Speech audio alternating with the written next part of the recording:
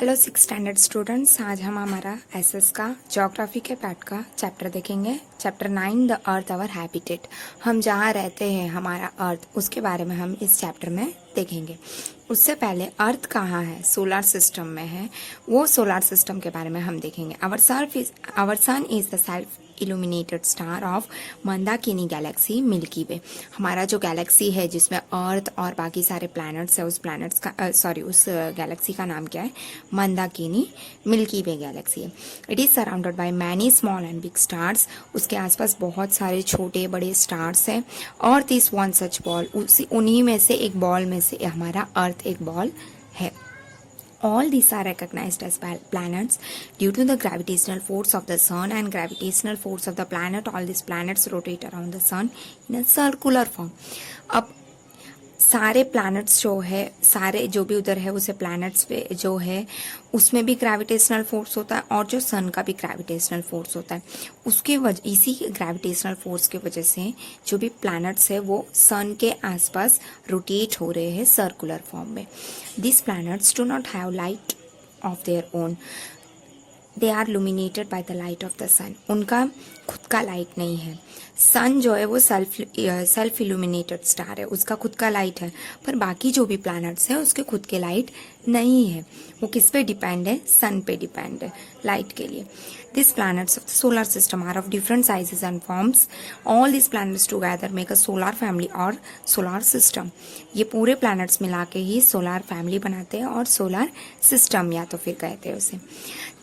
Thus, planets, satellites, small planets, comets and meteors are included in our solar system. हमारे solar system में क्या क्या है?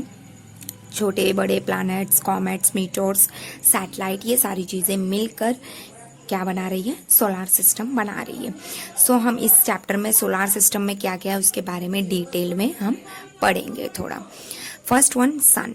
अब सन से तो हम सबको पता है सन क्या है। हमारी दिन की शुरुआत कहाँ से होती है? हमारे सनराइज से होती है। सन जैसे ही राइज हो जाता है हम हमारे डेली लाइफ पे लग जाते हैं।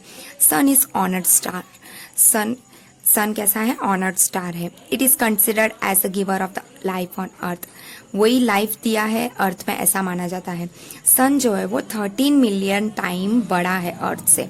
अगर अर्थ जो भी हमें रिवॉल्यूशन लगाना पड़ेगा सन के आसपास, तो हमें जहाँ है वहाँ से कैसे कितनी वेलोसिटी के स्पीड में, 1000 किलोमीटर के वेलोसिटी के स्पीड में जाना पड़ेगा, तो भी हम कितने 107 ईयर में एक रिवॉल्यूशन लगा पाएंगे। इतनी स्पीड में जाएंगे तो हम इतने 107 ईयर्स में एक रिवॉल्यूशन कंप्लीट कर पाएंगे। Gravitational force of sun is 28 times more than of the earth. Earth के ग्रेविटेशनल फोर्स से 28 टाइम्स जो है वो हमारे सन का ग्रेविटेशनल फोर्स बड़ा है, ज़्यादा है। Hence the weight of the substance on earth weight 1 kg on earth, it would be weight 28 kg on the surface of the sun. इसलिए जो चीज़ अर्थ में 1 kg वेट है वो सन में कितने kg का होगा? 28 kg का होगा। The earth is about 15 kilometer away from the sun. It takes about 8:15 for sunlight to reach the earth. अब सनलाइट हमारे अर्थ पे आने के लिए उसे 8 मिनट्स का टाइम लगता है। The surface of the sun is always unstable. It includes several kilometer long elongated fire flares. The sun's core is made up of hydrogen gases. Hydrogen gas कौन से गैस से बना है? सन का जो भी कोर्स है उसमें वो किससे बना है? हाइड्रोजन गैस से बना है। It produces light and heat from the action of hydrogen and helium in air, which we call energy. जिसे हम एनर्जी कहते हैं। जो हाइड्रोजन और हीलियम के एक्शन एयर में होते उससे बनता है, वो हीट और लाइट हमें देता है, उसे हम एनर्जी कहते हैं। So the surface of the sun is very hot. इसके वजह से क्या होता है? सन का सरफेस बहुत ही हॉट होता है। It is because sun energy that organism have develop on earth. Sun की एनर्जी के वजह से ही ऑर्गेनिज्म जो भी है वो अर्थ में रह पा रहे। Thus the sun is also known as guardian of organism. इसलिए सन को गार्डियन बोला जाता है ऑर्गेनिज्म के। अब हम सारे प्लैनेट्स जो है उसके बारे में डिटेल में पढ़ेंगे, जितने भी प्लैनेट्स है। फर्स्ट वन मर्क्यूरी, ये बहुत ही क्लोज्ड है, सन के एकदम पास में है, ये येलोइश कलर में है। और जो मर्क्यूरी है इसका खुद का एटमॉस्फेयर नहीं है और इसलिए इसका सैटेलाइट भी नहीं है। From earth we see mercury in the sky for some time before sunrise and after sunset.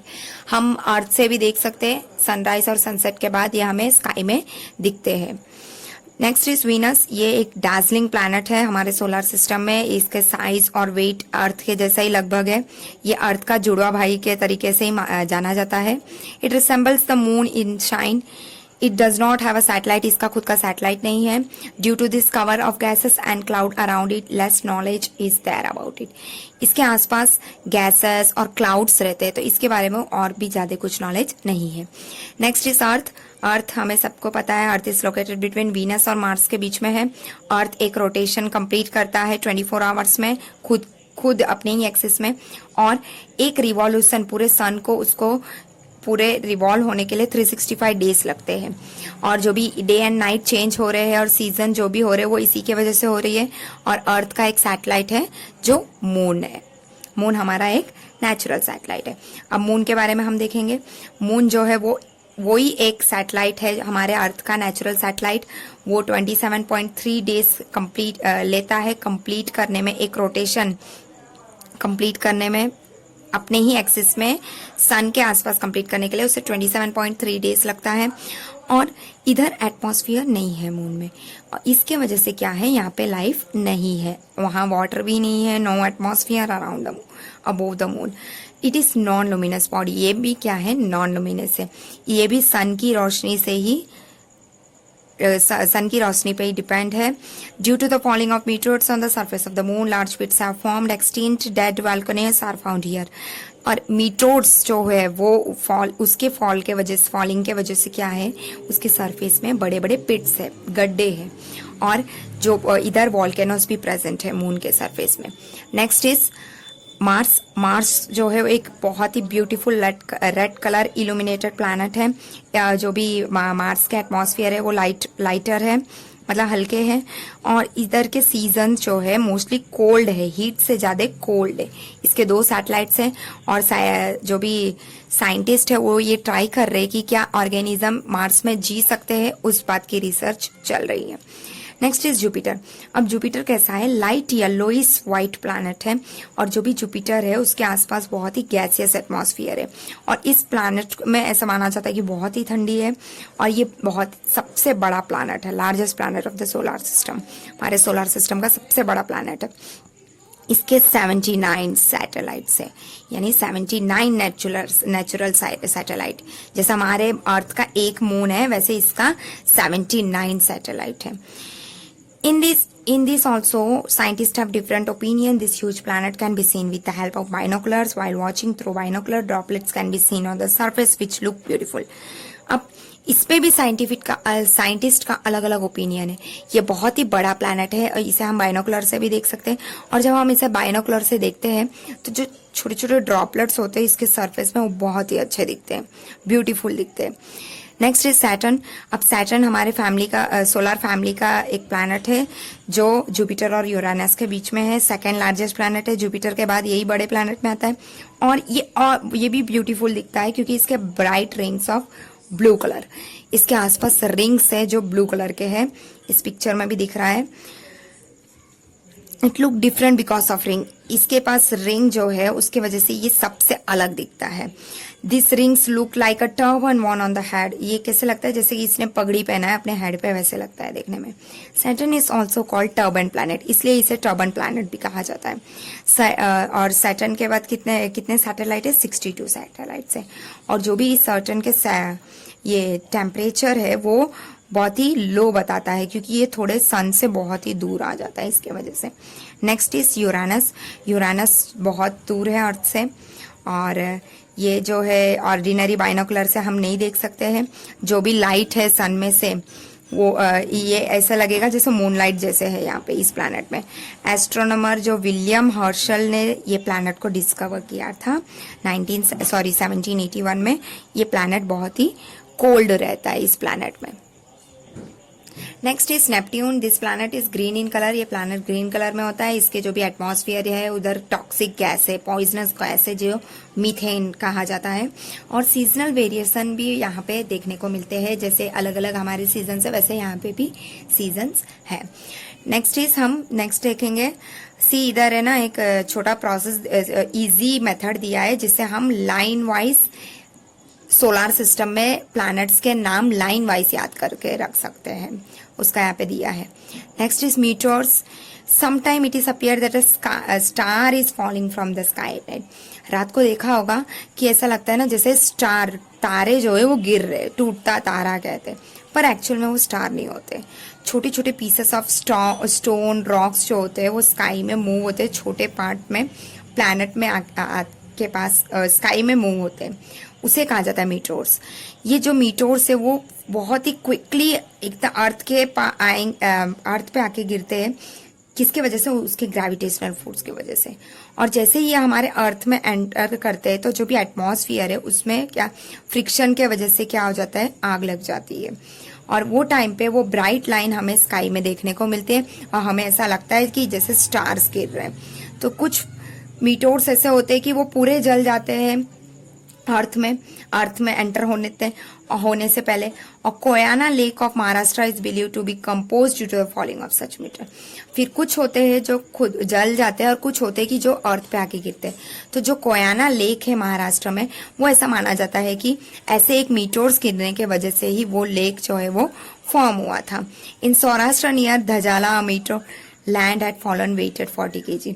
Saurashtra में भी धजाला जगह के पास एक मीटोर्स जो गिरा था नियरली कितने वेट का था, 40 kg का था। ऐसा साइंटिस्ट ने जो भी डिटेक्ट किया है। Next is constellation. अब कंस्टलेशन क्या होता है? देखा होगा स्टार जो भी स्काई है उसमें जो स्टार्स है वो एक अकेले अकेले भी होते हैं और कुछ सेट होते हैं, मतलब ग्रुप में होते हैं, तो उसे क्या कहा जाता है? कंस्टलेशन। तो कुछ कंस्टलेशन के शेप्स होते हैं और कुछ तो ऐसे होते हैं ना कि जैसे शेप्स होते हैं, जैसे गूस के शेप, कुछ ईगल के शेप बनाते हैं, ऐसे अलग अलग शेप्स बनाते हैं। तो वैसे 27 कंस्टलेशन है, यहाँ पे नाम दिया है अश्विनी, रेवती, विशाखा, पुनर्वासु, ओरियन, रोहिणी, पुष्या, आर्या, स्वाति एक्सेट्रा से बहुत से नाम हैं। और 2 to 3 कंस्टलेशन जो है वो मून को सराउंड किए रहते हैं। और अगर हम इसे देखेंगे कंटिन्यूअसली तो हमें इनके नाम भी इजीली पता चल जाएंगे। वो जो भी है वो हम रिपीटेडली अगर उसे देख के अंडरस्टैंड करेंगे तो हमें इजीली पता चल जाएगा। कुछ नेम जो है वो ऐसे होते हैं जैसे कि जो भी अलग अलग टाइम का होता है। पुष्या कंस्टलेशन, गोल्ड एंड सिल्वर, ऐसा माना जाता है कि वो टाइम पे ऐसे कंस्टलेशन स्टार जब स्काई में होते हैं ना तो वो टाइम पे गोल्ड और सिल्वर परचेज करना अच्छा होता है ऐसे। तो ये है हमारे सोलर फैमिली का हमें डिटेल मिला। हमने सारे प्लैनेट्स के बारे में पढ़ा, मीटोर्स के बारे में पढ़ा, कंस्टलेशन के बारे में पढ़ा। अभी हम अर्थ के बारे में थोड़ा कुछ और पढ़ेंगे डिटेल में। सो अब हम देखेंगे अर्थ कहाँ है और उसका शेप कैसा है। हमने सन देखा, मून देखा, बहुत अच्छे से अच्छा दिखता है। सन देखते हो, मून देखते हो, बहुत ही ब्यूटीफुल लगता है। ऐसे ही हमारा अर्थ भी कैसा है हम अभी देखेंगे। वो क्या स्पेरिकल है कि कैसा है। कुछ एस्ट्रोनॉट्स थे जो मून गए थे, उन्होंने अर्थ का फोटोग्राफ देखा, वहां लिया अर्थ मून से अर्थ कैसा दिखता है वो फोटोग्राफ उन्होंने लिया। तो मून जो है वो एक गाइंट स्पीयर, बड़ा सा स्पीयर जैसा दिखता है। तो छोटे छोटे विलेज है, सिटी है, बड़े विलेज है, सिटीज है, जो भी अर्थ है वो उस अर्थ के पार्ट है ये सारी चीजें। लेकिन जो अर्थ है वो हमें वहां से कैसे दिखेगा? स्पेरिकल शेप में दिखेगा। कभी देखा है कि जो भी ब्रोकन अर्थन पॉट यानी मटके जो होते हैं मिट्टी के बर्तन के, वो पॉट कैसे दिखेंगे? ब्रोक हुए, मतलब टूटे हुए अर्थन पॉट कैसे दिखेंगे? छोटे छोटे पीसेस हमारे हाथ में रहेंगे। तो कभी देखा है कि राउंड रहता है, फिर ये कैसे छोटे छोटे। वैसे ही हमारा अर्थ जो है वो पूरा स्पेरिकल नहीं है, पूरा गोल नहीं है। लेकिन जो भी फोटोग्राफ्स हम मून से, स्पेस से ले रहे हैं तो वो कैसे दिखते हैं? हमें एक बड़े से स्पीयर जैसे दिखते हैं। हमारा अर्थ एकदम बॉल के तरह राउंड नहीं है, लेकिन वो कैसे ऑरेंज के तरह है थोड़े। जो भी अर्थ के पोल्स है वो कैसे थोड़े फ्लैट है, स्लाइटली इनफ्लैटेड, और एट इक्वेटर के यहाँ पे थोड़े इनफ्लैटेड है। जो भी सेंटर ऑफ अर्थ है वो बड़े है पोलार सर्कल से। We know that the volume and the weight of the earth in order to study about earth it is used as a circular device. अब अर्थ के बारे में पढ़ने के टाइम पे हम अर्थ को कैसे मानते हैं कि वो सर्कल है, वो स्पीयर है, ऐसे मानते हैं हम। लेकिन जब अगर उसका मैप ड्रॉन किया जाता है तो कंटिनेंट एंड ओशियंस है उसमें, तो मैप में देखा है वो क्या सर्कल दिखता है? नहीं, वो सर्कल नहीं दिखता है। लेकिन जो भी ग्लोब है उसमें देखा है वो कैसे एक ग्लोब, अभी सी इस पिक्चर में देखो एक बॉल जैसे पिक्चर किया है, तो हम स्टडी के लिए उसे सर्कुलर डिवाइस जैसे मान के चलते हैं। तो ग्लोब के मदद से हम बहुत कुछ जान सकते हैं अर्थ के बारे में। उससे पहले हम देखेंगे पोल स्टार के बारे में। अब पोल स्टार क्या है? ये एक स्टार है जो स्काई में देखने को मिलता है, हमेशा एक ही जगह पे रहता है, सेम डायरेक्शन में, सेम प्लेस में। तो ये स्टार को कैसे पता चलेगा हमें कि यही वो स्टार है? जो पोलार स्टार है वो इजीली हमें सप्तऋषि कंस्टलेशन, जो हमने पढ़ा अभी कंस्टलेशन के बारे में, वैसे सप्तऋषि नाम का एक कंस्टलेशन है, उससे इजीली हमें पता चल जाएगा। जो भी ब्राइट स्टार होता है, जो ये fabulous line connecting to star in front of Saptarishi, that the polar star. जो भी दो लाइन को कनेक्टिंग करते हुए दो स्टार सप्तऋषि के सामने है, वही है polar star. People who travel by sea और in desert find polar star. जो भी सी और डेजर्ट एरिया में जो भी ट्रैवल करते हैं वो इजीली पोलार स्टार को ढूंढ लेते हैं। The direction in which the star appear is north, हमेशा ये नॉर्थ में रहता है और ये नॉर्थन हेमिस्फीयर में ही दिखता है। Due to its stability and nearly circular shape of the earth it can not be seen from the southern hemisphere. और अर्थ के इस शेप के वजह से ये साउथर्न हेमिस्फीयर से दिखता नहीं है। नेक्स्ट हम देखेंगे लैटिट्यूड एंड लॉन्गिट्यूड क्या होता है। जो भी वर्टिकल और हॉरिजॉन्टल लाइन्स ऐसी इस पिक्चर में दिया है ना, ऐसी हमारे अर्थ में भी है, पर इमेजिनरी लाइन है, वो हमें दिखेंगे नहीं, ऐसे नहीं दिखेंगे, वो ऐसे ड्रॉ किया है, ये हमें समझने के लिए किया है, हम देख नहीं सकते इस लाइंस को, इमेजिनरी लाइंस हैं। तो इस लाइन से हमें लोकेशन पता चलता है, और अर्थ के सरफेस में का जो भी लाइंस है इससे हमें लोकेशन पता चलेगा, मैप्स में भी हम देख सकते हैं। तो ये लाइंस में लैटिट्यूड क्या होता है? जो भी हॉरिजॉन्टल लाइंस है, जो भी हॉरिजॉन्टल लाइन बने हैं ऐसे हॉरिजॉन्टल लाइन, वो सारे क्या होंगे? लैटिट्यूड होंगे। और ये लैटिट्यूड जो है वो जो भी अर्थ इस surface of the earth is connected by straight line to the centre of the earth. अब जो भी सेंटर है अर्थ का, उसका स्ट्रेट लाइन से कनेक्ट किया गया है। और ये जो लाइन लैटिट्यूड है वो ऐसा एक पॉइंट है जहां पे एंगल ऑफ सेंटर भी है इक्वेटर के साथ पे। सी टोटल कितने लैटिट्यूड्स है? 181 लैटिट्यूड्स है, याद रखना 181 लैटिट्यूड्स है अर्थ में। नेक्स्ट है लैटिट्यूडनल लाइन। जो भी east west circle connecting the places found on the earth in the northern and southern hemisphere at a equal distance from the equator are called latitudinal line. अब latitudinal line किसे कहते हैं? जो भी line से east से waste के तरफ सर्कल कनेक्ट कर रहे नॉर्थर्न हेमिस्फीयर से साउथर्न हेमिस्फीयर को इक्वल डिस्टेंस में इक्वेटर से, उसे कहा जाता है लैटिट्यूडनल लाइन्स। अभी नेक्स्ट हम देखेंगे लॉन्गिट्यूड्स क्या होता है। लॉन्गिट्यूड सी जैसे लैटिट्यूड था उसका ये उल्टा हॉरिजॉन्टल, जो भी वर्टिकल लाइंस, वर्टिकल्स लाइन है अर्थ में, अर्थ के सरफेस में, उसे कहा जाएगा लॉन्गिट्यूड। जो भी लॉन्गिट्यूड है वो एक दूसरे पोल्स को मीट करते हैं, और ये लाइन जो है वो क्लोज हो जाते, बहुत ही नजदीक आ जाते हैं जब अगर हम पोल्स के तरफ जाके देखेंगे। तो सी इधर ज्यादा डिस्टेंस है, पर यहाँ पे ज्यादा ही कुछ नजीक में आ रहे पोल से, क्योंकि ये नॉर्थ पोल एंड ये साउथ पोल के यहाँ पे। There are total 360 longitudes. कितने लॉन्गिट्यूड्स है? 360 लॉन्गिट्यूड्स है, और उसमें से 0 डिग्री लॉन्गिट्यूड और 180 लॉन्गिट्यूड्स जो है वो इम्पोर्टेंट है। Next is liner circle. जो भी नॉर्थ साउथ से स्ट्रेट लाइन कनेक्ट हो रहा इमेजिनरी सरफेस में original linear of the earth axis और सेम एंगुलर डिस्टेंस में अर्थ के सरफेस में वो कनेक्ट हो रहा है, उसे कहा जाएगा लीनियर सर्कल, सेमी सर्कल कहा जाएगा। यहाँ पे देखो इस पिक्चर में दिया है मेन लैटिट्यूड्स और लॉन्गिट्यूड। ये जो इक्वेटर है वो अर्थ को दो पार्ट में डिवाइड कर रहा है, फिर tropic of cancer, tropic of capricorn, arctic circle, antarctic circle, ये सारे मेन दिया है। यहाँ पे वही दिया है यहाँ पे भी, जो भी इक्वेटर हमें दो अर्थ को दो इक्वल पार्ट में डिवाइड कर रहा है। फिर नॉर्थन हेमिस्फीयर होगा, साउथर्न हेमिस्फीयर होगा, उसमें लैटिट्यूड नॉर्थन जो भी साउथर्न लैटिट्यूड से 23.5 डिग्री नॉर्थ पे है, और लैटिट्यूड जिसमें नॉर्थन हेमिस्फीयर में है वो ट्रॉपिक ऑफ कैंसर है, जो 23.5 डिग्री एस लैटिट्यूड पे है, वो ट्रॉपिक ये क्या है साउथर्न हेमिस्फीयर में, वो है ट्रॉपिक ऑफ कैप्रिकॉर्न है। सी यहाँ पे दिया है, डिग्री के साथ दिया है जो भी लैटिट्यूड्स है उसके बारे में। जो भी हमारा सन है उसका जो भी स्पीड है, ट्रॉपिक ऑफ कैंसर और tropic of capricorn, tropic of cancer north में है और ट्रॉपिक ऑफ कैप्रिकॉर्न साउथ में, और इक्वेटर के नॉर्थ और साउथ में, उसे क्या कहा जाएगा, सॉल्टाइस कहा जाएगा। तो इसके वजह से जो भी सर्कल है इनके बीच में उसे क्या कहा जाएगा, सॉल्टिटाइस कहा जाएगा, सॉल्टाइस कहा जाएगा। और ये 6 मंथ का टाइम लगता है अपने सन के स्पीड के हिसाब से। तो जो अर्थ है वो 23.5 डिग्री कॉर्नर में है। इसके वजह से क्या होता है, जो भी सनरेज है वो स्ट्रेट आके गिरता है ट्रॉपिक ऑफ कैंसर और ट्रॉपिक ऑफ कैप्रिकॉर्न के बीच में। सी इस पिक्चर में दिया है आयन सर्कल के बारे में। Next is GPS, global positioning system.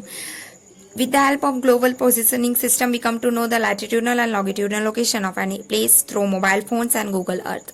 अब आजकल तो टेक्नोलॉजी का ज़माना है, तो हम ये गूगल में जो जीपीएस है वो किसके वजह से इजीली हम इस जो भी लाइन्स है ना, लैटिट्यूड और लॉन्गिट्यूडनल, इसी के वजह से हमें इजीली पता चलता है कि कहाँ है वो पोजीशन एग्जैक्टली।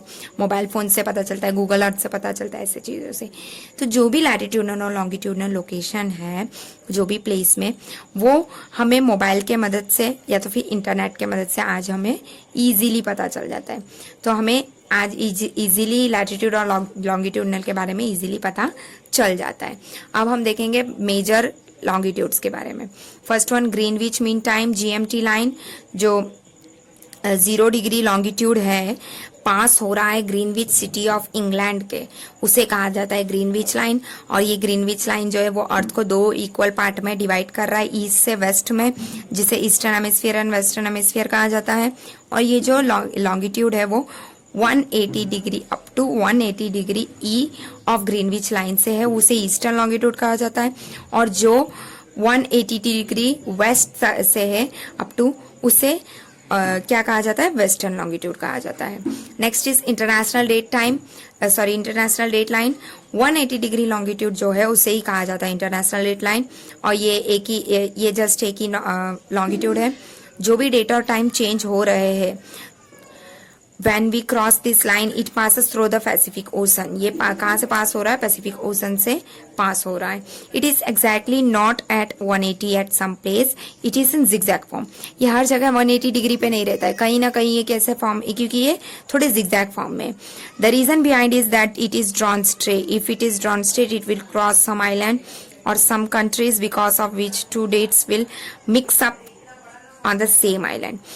ये क्यों है, क्योंकि अगर बाई चांस ये अगर ना स्ट्रेट रहेगा तो क्या होगा, एक ही आइलैंड पे ना कुछ आइलैंड ऐसे जिगजॉग हो जाएंगे, तो वहां पे 2 टाइम मिक्स हो जाएगा सेम आइलैंड पे।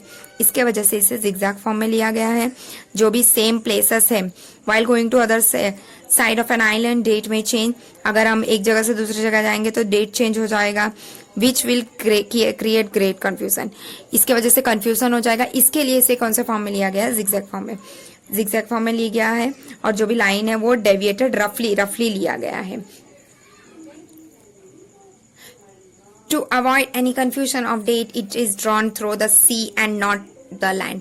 इसके वजह से इसे सी में लाइंस जो है सी पे किया गया है, लैंड पे नहीं किया गया है।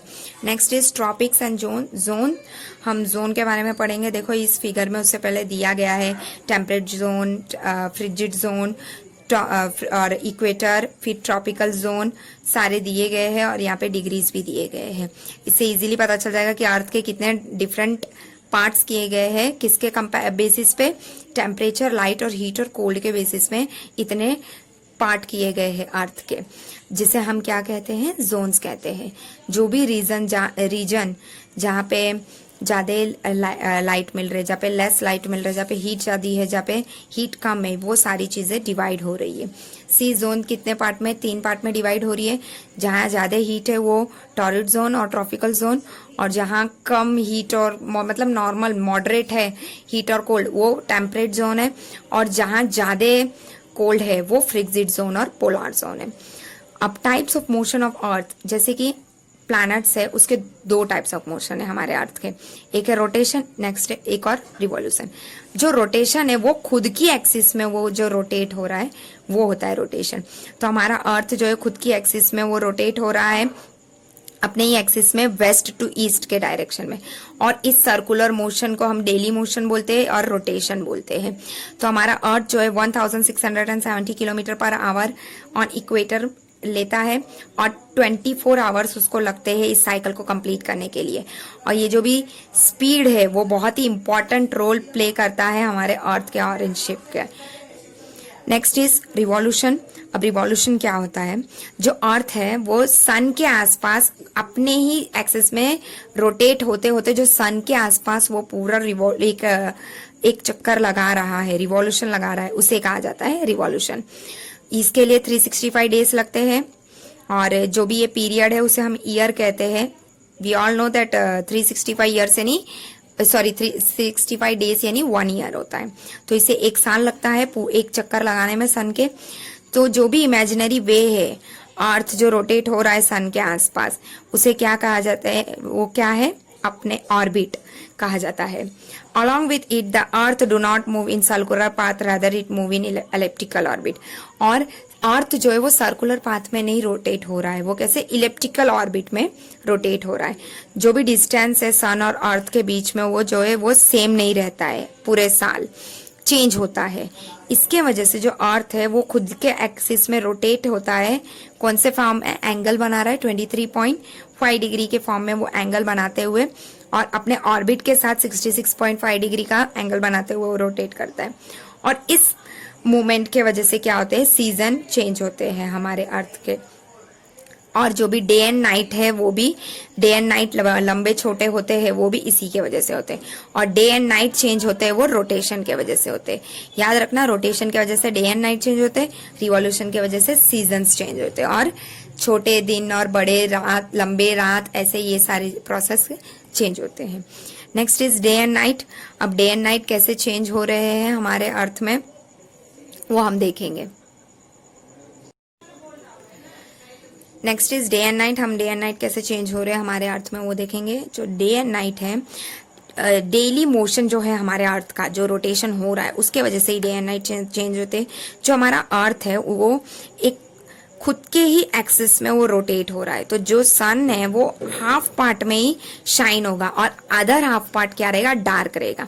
तो जिस पार्ट में सन का लाइट पड़ रहा है वो पार्ट में क्या हो जाएगा, लाइट रहेगा, और जहां नहीं पड़ रहा है वहां डार्क रहेगा।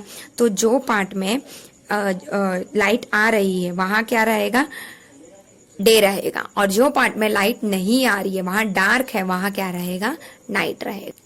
सी इस पिक्चर में दिया है डे नाइट का, जो 24 आवर्स लगते हैं हमारे जो एक दिन है 24 आवर्स, वो कैसे देखो, ये सन है, ये अर्थ है, ये पार्ट जो भी लग रहा है उससे ये जो पार्ट में उससे सनलाइट मिल रहा है वो पार्ट डे हो जाएगा, और जो पार्ट में सनलाइट नहीं मिल रहा है वो पार्ट क्या हो जाएगा, नाइट हो जाएगा। तो जो भी सन रे है वो डायरेक्टली फॉल होता है ट्रॉपिक ऑफ कैंसर में कब, 21 जून को, और ट्रॉपिक ऑफ कैप्रिकॉन में 22 दिसंबर में। तो जब ये डायरेक्टली फॉल होता है सनरेज एडजेसेंट एरिया में, तो उधर क्या हो जाते हैं, दिन जो रहते हैं वो बड़े हो जाते हैं और नाइट छोटे हो जाते हैं। तो जो भी सन रे है अगर डायगोनली फॉल हो रहा है तो क्या होता है, इसका उल्टा हो जाता है, दिन छोटे हो जाएंगे और नाइट लंबे हो जाएंगे। While days and night are same length on 21 March and 23 सितंबर, और 21 मार्च और 23 सितंबर को क्या होता है, दोनों इक्वल होता है, नाइट भी उतना ही होता है, दिन भी उतना ही होता है। इस पिक्चर में देखो इजीली पता चल जाएगा लॉन्ग शॉर्ट डे नाइट कैसे होता है, वो इजीली पता चल जाएगा। Next seasons. जो हमारा अर्थ है वो खुद की एक्सिस में one by one northern hemisphere southern hemisphere जो है खुद की एक्सिस में वो घूम रहा है, नॉर्थन हेमिस्फीयर और southern hemisphere one by one क्या आते हैं, सन के कांटेक्ट में आते हैं। जो भी सन रे है वो स्ट्रेट फॉल होते हैं नॉर्थ और साउथ ऑफ इक्वेटर में। इसके वजह से क्या होता है, डे एंड नाइट का डिफरेंस हो जाता है। और कुछ जो एरिया में सनशाइन ज्यादा टाइम के लिए मिल रहे हैं वहां समर रहता है, और जो एरिया में सनशाइन शॉर्टर टाइम के लिए रहता है वहां विंटर होता है। तो इसके वजह, और सीजन जो है वो डायरेक्टली इफेक्ट करता है हमारे ह्यूमन लाइफ में। हमें चेंजेस हो जाते हैं हमारे फूड में, फूड से लेके सारी चीजों में हमारे चेंजेस हो जाते हैं सीजन में। नेक्स्ट हम देखेंगे उत्तरायण। उत्तरायण में क्या होता है, जो डायरेक्ट रे है सन का वो नॉर्थ ऑफ इक्वेटर में फॉल होता है। इसके वजह से क्या होता है, नॉर्थन सोलिस्टिक अकर होता है 22 दिसंबर में, और जो सन है वो मकर राशि में एंटर करता है 14 जनवरी में। इसलिए इसे क्या कहा जाता है, मकर संक्रांति कहा जाता है। नेक्स्ट दक्षिणयान फ्रॉम 22 जून से क्या होता है, जो भी सन के रेस है वो डायरेक्ट शिफ्ट हो जाते हैं ट्रॉपिक ऑफ कैंसर से साउथ ऑफ इक्वेटर में। इसे क्या कहा जाता है, दक्षिणयान कहा जाता है। Next is equinox. इक्विनॉक्स में क्या होता है, जो सन और इक्वेटर है वो इंटरसेक्ट होते हैं साल में 2 बार, और इस इंटरसेक्शन को कहा जाता है इक्विनॉक्स कहा जाता है। इक्विनॉक्स में क्या होता है, जो सन है वो नॉर्थन हेमिस्फीयर की तरफ मूव होता है, तो 22 मार्च को क्या होता है, जो भी डे है वो इंक्रीज हो जाता है और नाइट शॉर्ट हो जाता है। दिन लंबा हो जाता है और नाइट छोटे हो जाते हैं। और 21 जून में लंबा दिन रहता है और शॉर्टेस्ट नाइट रहता है, कहाँ, नॉर्थन हेमिस्फीयर में। और ऐसे ही अगर सन मूव होगा साउथर्न हेमिस्फीयर में तो क्या होगा, 24 सितंबर को जो भी लेंथ ऑफ डे है वो क्या होता है, बढ़ने लगता है, दिन बढ़ने लगता है और नाइट क्या होता है, छोटा हो जाता है। और ऑन 22 दिसंबर को क्या हो जाता है, जो भी दिन है वो लंबा हो जाता है और जो नाइट है वो छोटा हो जाता है साउथर्न हेमिस्फीयर में। इसलिए जो भी हमारे ईयर में क्या होता है, 21 मार्च और 23 सितंबर को सनरे जो है वो स्ट्रेट ऑन इक्वेटर डायरेक्टली पड़ता है। इसके वजह से क्या होता है, नाइट और डे उस दिन इक्वल रहता है और इसे कहा जाता है इक्विनॉक्सेस कहा जाता है। Okay, next is leap year. अब सबको पता होगा लीप ईयर क्या होता है, 4 साल में एक बार आता है। Since 1 year of Earth is 365 days and 6 hours. अब अर्थ को 365 डेज और 6 आवर्स लगता है, पर ये मुश्किल हो जाएगा कि अगर है ना हम एक दिन का 1/4 पार्ट लेंगे तो इसलिए क्या किया गया है, जो भी हमारा काउंटिंग है वो ईयर का 365 डेज रखा है, और जो भी बचे हुए 6 आवर्स है उसको हम क्या करते हैं, जो भी मंथ ऑफ फरवरी में हर 4 घंटे जो है वो, मतलब फरवरी के 29 डेज होते हैं ना लीप ईयर में, तो जो 8 डेज है उसके बाद हम उसे 29 डे में ऐड कर देते हैं, जो 4 साल में एक बार आता है, उसे ही हम क्या कहते हैं, लीप ईयर कहते हैं। ये जो 6 आवर्स बच रहे हैं ना 4 साल के, उसे ही हम क्या करते हैं, ये 29 फरवरी में ज्वाइन कर देते हैं, वो ही लीप ईयर नाम से हमें जाना जाते हैं, हम इतने दिन से पढ़ते आ रहे हैं। Next is eclipse. हमें मून से हमें सन से और मून से लाइट मिल रही है।